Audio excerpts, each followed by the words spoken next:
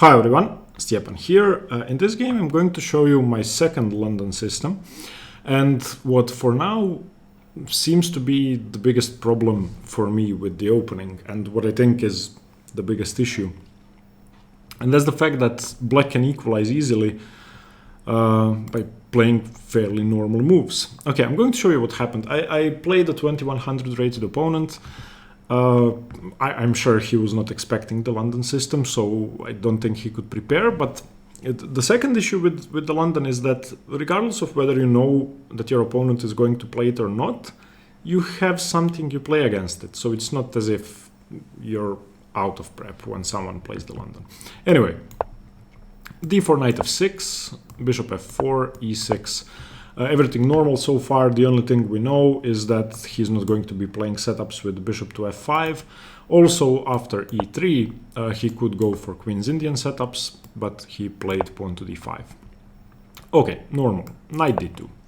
Bishop d6. I don't want to trade off my bishop, so bishop to g3. Very normal so far. If you're unfamiliar with the setups and the ideas, you can watch my series on the London. My opponent castled. Now I have two options. I can play knight gf3 or I can play bishop to d3. Both are perfectly fine. Should lead to similar or same positions. I played bishop to d3. c5, c3, and here he played queen to c7. Now, I was familiar with this move order, of course, but I was unhappy to see it. Why? Well, if black plays knight c6, which is the normal move, which you could have seen in my previous game, and then I go knight to f3. Queen c7 is impossible here. Of course, the London revolves around control over the e5 square, so black would like to play queen to c7 here. Unfortunately, against queen c7, when the knight has already been developed to c6, you basically lose a pawn, because I can just go dc5. And of course, if bishop takes queen, and if bishop takes g3, then hg3, you have problems on h7, your pawn down, and of course knight g5, queen h5, g4, g5, etc. But after queen c7, I have no way to increase my control over the e5 square, of course. So even if I had played knight g to f3 before, it's still not as clear. So, knight gf3 here, he played knight b to d7. Again, if he plays knight c6, then dc5. So the downside of the setup is that this knight is slightly misplaced. However, if we consider what black wants to do, and what black wants to do is very clear, and that's to play e5, it doesn't really matter if the knight is on d7 or on c6 if we are going to trade on e5. So I've been playing this setup that black is playing for a long time. This is basically a semi-Slav after having played c5 already. If the pawn was on c6, I've had this position maybe 500 times, not in tournament games, but in practice games and online and stuff, and probably 20 times in tournament games. So, in this position, I need to make a choice. I can castle and allow bishop g3 without the use of the h-file, or I can play bishop d6, which I decided to play. Since I know the setup for both sides, I knew that this was going to be equal. I also knew what black was going to do over the next 3 or 4 moves, but there's basically nothing I can do about it. Okay, queen takes. Castles, and now e5. Of course, the main break in the position, and now we have a very standard Caro-Kann for white. This is just the Caro-Kann after d5, knight e5, knight e5, queen e5. This position I've had more than 500 times, probably 50 times in tournament games. And now, if there was a rook on e1, f5 can be considered for black or f4 for white as a very strong sort of cramping move where you're going to have a weakness on e3, but after the knight comes to f3, again you have control over the e5 square. But since the rook is on e1, there's nothing better to do but to play knight f3. He retreats to c7.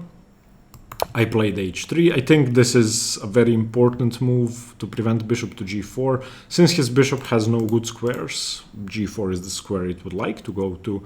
And since I've already castled, Caro-Kann ideas of queen c7, or in this case queen to c2, don't really work because he ruins my pawn structure and I don't have anything for that. So h3 is important. b6, again, normal move. And this Basically is a perfect game from both sides up to this point. There were no better moves, ideas or plans for either side. Here I played queen to e2. Queen to e2 is maybe a slightly strange move. Perhaps instead of this I should go bishop e2 and try to pile on the pressure. After something like bishop b7 I go queen b3 rook d1, rook d2, rook ad1 and so on, but queen e2 should be okay. I played queen e2 because I want to play either c4 or e4, break up his position. He played a5. In this position I missed an opportunity. So here I would like to start talking about equal positions. Of course black is equal. The position should be perfectly equal. When the position is equal, you need to understand where your opponent is going to be expanding, where he has a pawn majority, what his plans are going to be. So what I can try to do in this position is either play a4, which I think is premature, to sort of block up his queen side, or I can play c4, which is why I played queen e2. So I don't remember my thoughts during this game at this point, to be honest. I know that I played queen e2 to play c4. I don't know why I didn't play straight away. If I had, I think that would have been the optimal way to play. So basically, after this, he doesn't want to take, because if he takes, after playing a5, I have a blockade on the light squares. I just play a4, and his pieces are not going anywhere. I can also try to consider maneuvering my knight into one of these three squares. So he doesn't want to take. So after c4 probably plays bishop to b7, and now I can take on d5, bishop d5, and again set up a blockade and try to go for knight d2, knight c4, controlling the e4 square, maybe trading off the bishop. And ultimately I believe that this pawn is going to be a weakness because b5 is hard to achieve. Instead of that, after a5, I played rook f to d1, which is not a bad move, I don't think, but it's just not optimal. Bishop to b7 played, rook ac1. Now, rook ac1 is definitely a bad move. Because I'm never going to be able to use the c file after I play c4, this move makes absolutely no sense. A4 made sense, c4 made sense, even b3 made more sense, even knight d2 made more sense. Rook ac1 is just a useless move, waste of tempo. If you asked me why would white want to play rook ac1 here, I would say he wouldn't. But again, after you look at your games in post-mortem, your reasoning is not the same. For some reason, during the game, I thought this was a good idea. Maybe I wanted to make sure he never plays d4. That's probably it, but he doesn't want to play d4. Anyway, rook fe8 played, reinforcing d4, so I got out of the way because now maybe he's going to play it. I don't think my queen is any better on e2 than on f1. This is just tactically safe. I'm making sure there are no issues. Of course, after d4 he could snap the knight off and ruin my pawn structure here, but with my queen already on f1, then queen g2, and if he gives up this bishop, I think I'm better. He played knight e4. I don't want to take, of course. I had considered it because that would block in his bishop, but I would have tremendous issues on h3. So if you imagine a position like this, and let's say my knight goes to d2, and he plays something like rook e6, a very simple move, and then rook g6. This becomes scary, because the bishop can transfer to c8 after the other rook moves. I wasn't happy with this, so I definitely don't want to allow this. Even though I can set up a very nice blockade with something like knight c4, and have a good position, I think I should be worse here, or at least I should be practically worse after something like this. So okay, knight e4, I don't want to take it. Yeah. So I played c4. I want to undermine the center. I should say that this position is still perfectly equal. c4 is the correct move. It's just that I should have played it a few moves ago. Rook ad8 played, normal, cd5, bishop d5, bishop c4. I want to trade off the light squared bishop because his is simply better. And also because I want to set up a blockade on light squares, so if I get rid of his light squared bishop, it's going to be much harder for him to make progress. If you can imagine my pawns on a4 and b3, my knight on c4, there's basically no way for him to deal with that except to play knight d6, trade off my knight, in which case I still have two defenders, the a4 pawn and the f1 queen, making b5 very hard to play. He played bishop to c6, and here I could have played simply. I mean, again, a case of not following through with my plans. So I want to trade off the light squared bishops. He made a strategic mistake, sort of mistake, of playing bishop to c6 instead of bishop somewhere else, not to allow bishop b5 to make sure he doesn't have to move his rook. But since he played bishop c6, I can just play bishop b5 and I can force a trade. Of course, if he moves the bishop away, I take the rook. So, and if he takes, this is a perfect blockade on the light squares. Fine, he gets in knight d6, but eventually I'm going to play knight d2, knight c4, challenge that knight. But I didn't do that. Instead of that, I played a3. Now, a3, even though I wanted to play a4, which is impossible now, a3 is a hard move to understand, but the idea behind a3 was that I want to make my light squared bishop better. I didn't want to trade it off. I want to make sure that after something like queen b7 and b5, I can still stay on the diagonal and undermine the structure with b3 and knight to d2. And I wanted to put pressure with something like knight e5, knight g5 in the future. So I wanted to start attacking. That's why I played a3. I don't want to have my bishop on c2 or on e2. Okay, knight d6, and now I changed my mind again. He's threatening b5. If I go bishop to a2, maybe my bishop is going to be missing in the defense. And this game is, how do I put this? Probably the most painful out of the last 30 tournament games I played. Not because of the result, not because of anything else, but because I made probably 10 or 20 strategic mistakes, which, and fine, that's a good thing because I can learn from it, but I just played poorly. My opponent played mostly logical moves, whereas I would come up with a logical plan and then not follow through with it.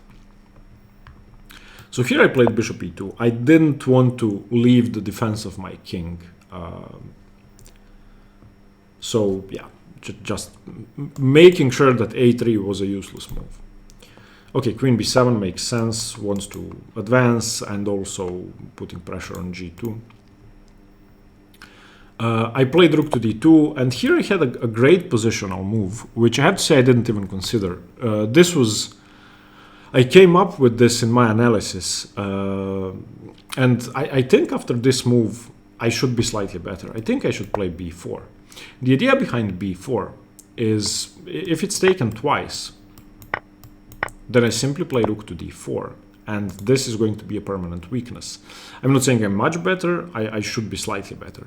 So after b4 he basically shouldn't take, but if he doesn't take, then I can isolate one of his pawns and trade the b6 pawn off. So, I don't know, let's say here, okay, let's say he doesn't lose a pawn. Okay, let's say I don't want to take on c5, I just want to show you. Okay, something like this happens. This is a good position, these are weaknesses.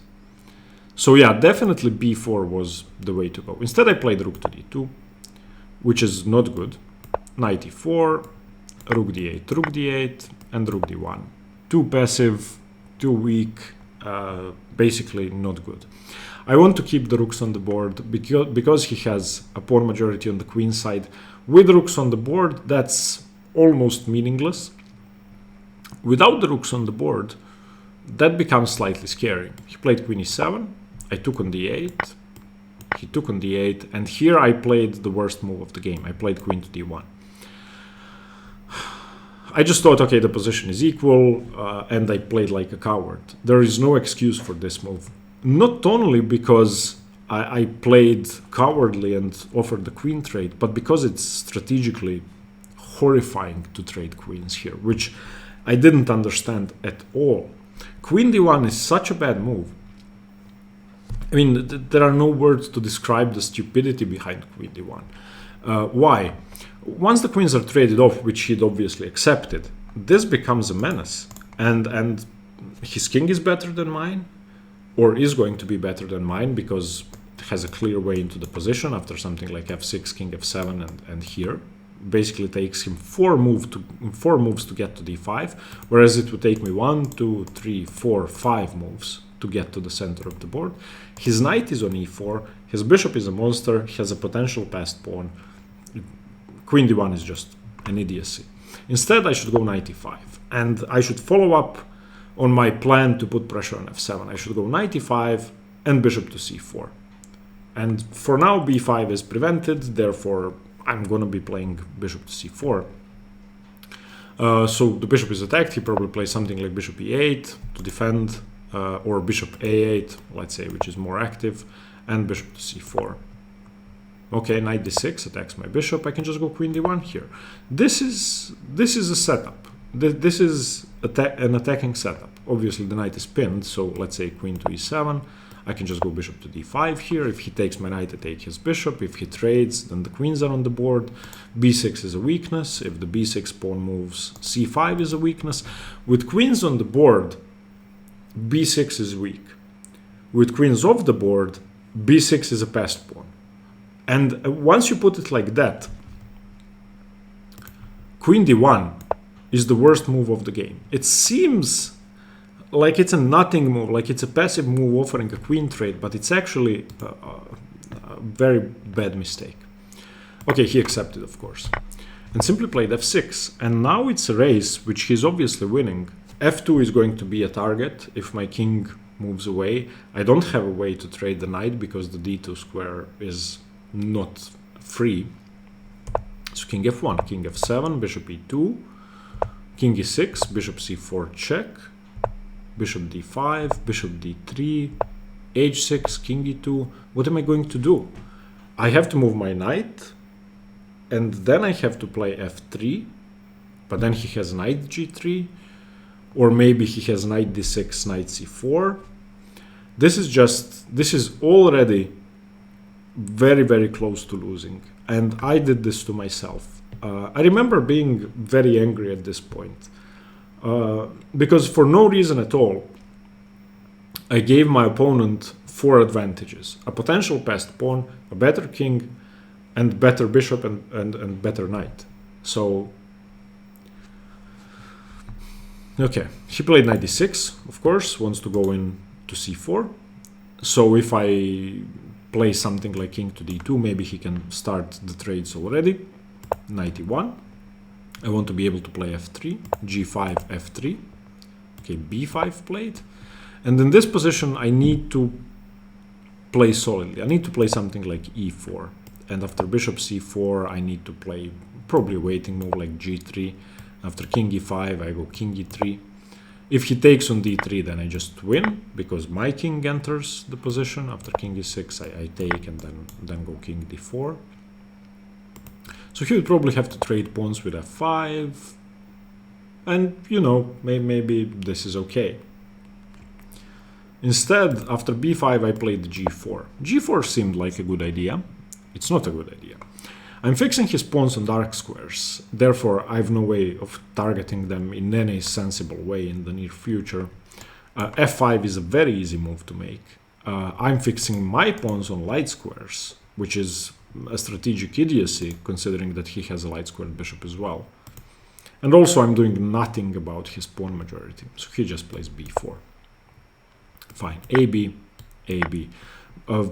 A very correct way to play, because he wants to play b3 and then simply c4, c3, and queen his pawn on b1. Okay, final chance was h4, I think, which is also a move I'd found in my analysis. Of course, if that's taken, then I just go knight g2 and threatening to win the pawn, threatening to win the bishop. If he plays h3, I go knight f4. I'd probably take here, yeah, I don't have time to take the bishop. I take on h3, but this should be equal. Instead, I played bishop h7. Bishop h7 is just dreadful. It's not even a threat. Okay, it is. I'm threatening here and here, but that's so easy to prevent. Okay, king d7. Knight d3 played, king c6, queening his pawns, e4, just a bad move because bishop c4, king d2, bishop d3, king d3, and knight f7. And yeah, I should resign here. That's it, the knight is coming to e5. I have no way of defending f3 and preventing the b pawn from queening. So yeah, played bishop g8, knight e5 check, king e3, c4, f4. I want to trade pawns, knight g6 check. Yeah, and this was the this is the final killing blow. I was expecting knight d3 check, and after king f5 the position is dead equal. So takes.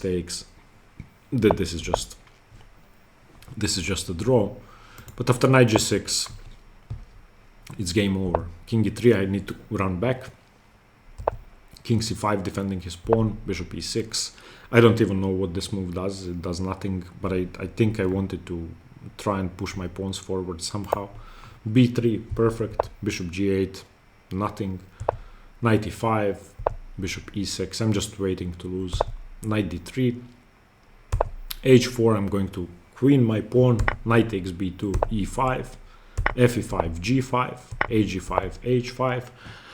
I tried, but yeah, it doesn't work. Knight d3, king d2. I need to prevent his pawns from queening. Knight f4, h6. He cannot take my bishop. If he takes my bishop, it should be a draw.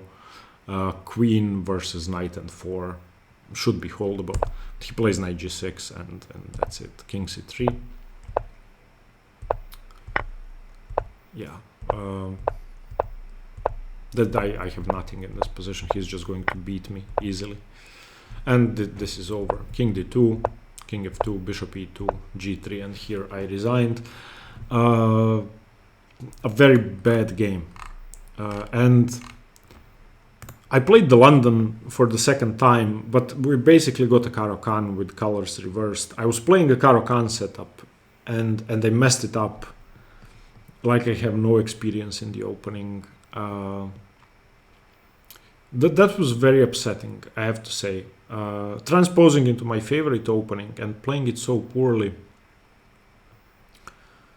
I need to learn a lot from this game. I think I already have, but I'm going to be analyzing this one a few more times by myself. And I think this is one of the most important games that I've played so far, because I know that I can learn a ton from it. Yeah, thank you for watching. I hope you got something from this if you played the London or the Caro-Kann or against them, which you definitely do. Yeah, and stay tuned for more chess. See you tomorrow. Bye bye.